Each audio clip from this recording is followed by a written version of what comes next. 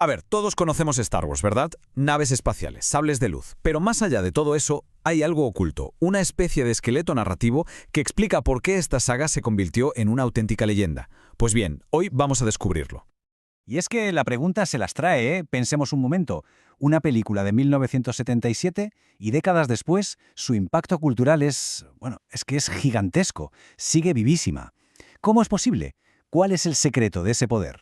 Bueno, pues para intentar responder a esto, nos vamos a apoyar en una fuente muy interesante. Se trata de una tesis universitaria de la Universidad Nacional Autónoma de México que se metió de lleno a analizar la saga. Y la propuesta que hace es fascinante. Porque lo que viene a decir es que la respuesta no está en los efectos especiales, no, sino en algo mucho más profundo, en un patrón narrativo, una especie de moldeador para contar historias que es tan antiguo como la propia humanidad. Una historia que de alguna forma todos llevamos dentro.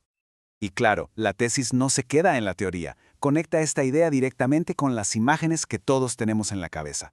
Sostiene que esta estructura, este patrón, es la verdadera fuerza detrás de la historia. Así que venga, vamos a meternos de lleno en esto. Y aquí es donde entra la figura clave. La tesis le da todo el crédito a un concepto que popularizó un mitólogo llamado Joseph Campbell. Y ojo, porque este concepto es de los que lo cambian todo. Hablamos del monomito. ¿Y qué es esto del monomito? Pues a ver, en pocas palabras, es la idea de que existe un patrón universal para las historias de héroes, una especie de viaje de transformación que se repite una y otra vez en culturas de todo el mundo. Da igual si hablamos de la antigua Grecia o de leyendas asiáticas. En el fondo es como la historia madre de todas las historias. Jan Campbell, para hacerlo más fácil, dividió este viaje en 3 grandes actos, 3 etapas principales. La tesis, por supuesto, las identifica a la perfección en Star Wars. Primero, la partida, el momento en que el héroe deja atrás su vida normal. Segundo, la iniciación, la fase de las pruebas, los desafíos. Y tercero, el retorno, cuando vuelve a casa, pero completamente transformado. Y ojo, que esto no es una teoría loca que alguien se ha sacado de la manga, para nada. La propia tesis lo deja claro. George Lucas conocía el trabajo de Campbell y lo usó a propósito. O sea, fue algo totalmente consciente. Él quería crear un mito para nuestro tiempo, algo que conectara con valores profundos, universales, y en Campbell encontró básicamente el mapa del tesoro para hacerlo. Perfecto. Así que con la teoría clara, ahora viene lo bueno, ver cómo se aplica esto en la práctica. La tesis hace un trabajo increíble, desmenuzando la historia de Luke Skywalker y encajándola paso a paso en las etapas del monomito. Así que vamos a seguir ese mismo análisis. Vale, primer acto, la partida. Y el primer paso es siempre la llamada a la aventura. El viaje nunca empieza por decisión propia. El héroe está en su mundo, con su vida normalita, predecible, hasta que de repente, ¡zas!, algo pasa. Algo o alguien aparece y lo pone todo patas arriba. En las historias antiguas, esta llamada podía ser un mensajero divino, una profecía. En el caso de Luke Skywalker, un granjero aburrido, la llamada llega de la forma más inesperada. Un mensaje misterioso dentro de un droide. Son R2D2 y C3PO y esa petición de ayuda desesperada de la princesa Leia. Es justo ese momento, el instante en que un universo entero, mucho más grande y peligroso, irrumpe en su monótona vida en Tatooine. Pero claro, un héroe no puede lanzarse a la aventura así, sin más.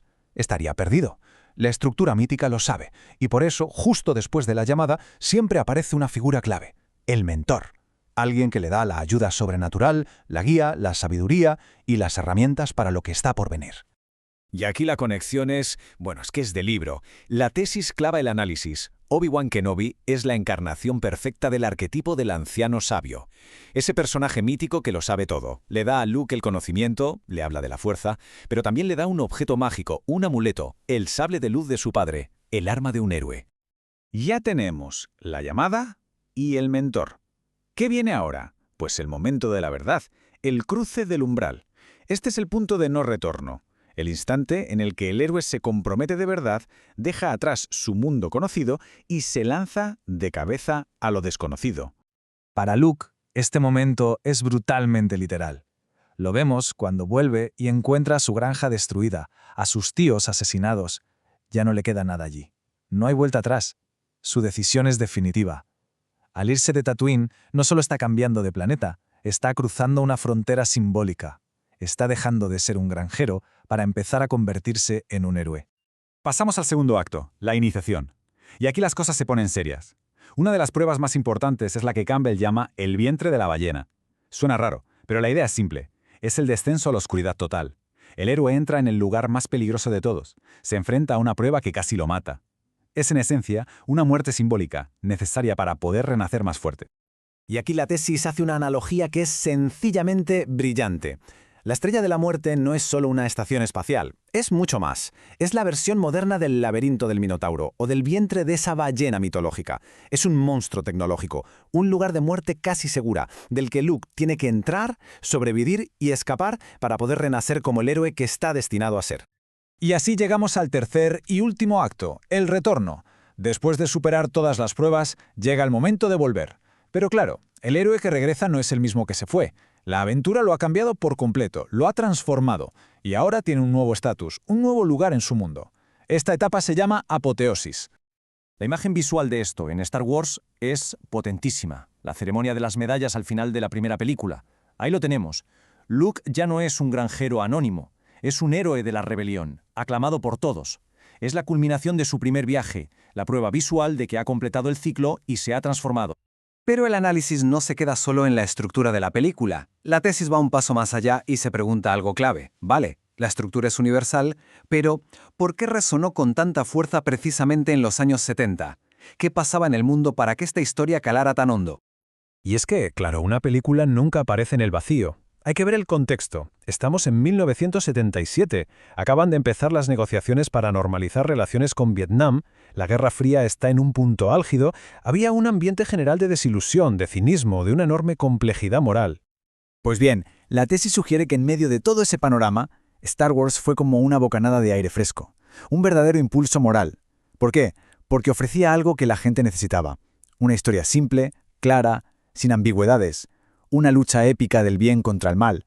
Daba esperanza, heroísmo, en una época de muchas dudas.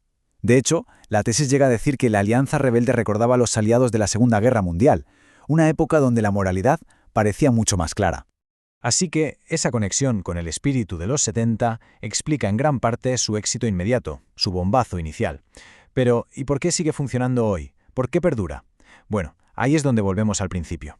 Su verdadero poder reside en algo mucho más profundo, en la naturaleza temporal del mito del héroe. Y para cerrar, la tesis recoge una cita de Joseph Campbell que es para pensarla. Dice, el héroe de ayer se convierte en el tirano de mañana a menos que se crucifique a sí mismo.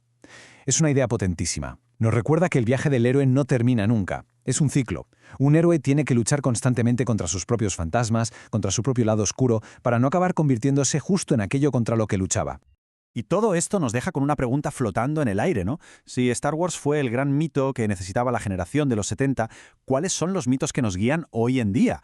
¿Qué historias heroicas son las que dan forma a nuestro mundo actual? La respuesta seguramente dice muchísimo sobre quiénes somos y, sobre todo, en qué elegimos creer.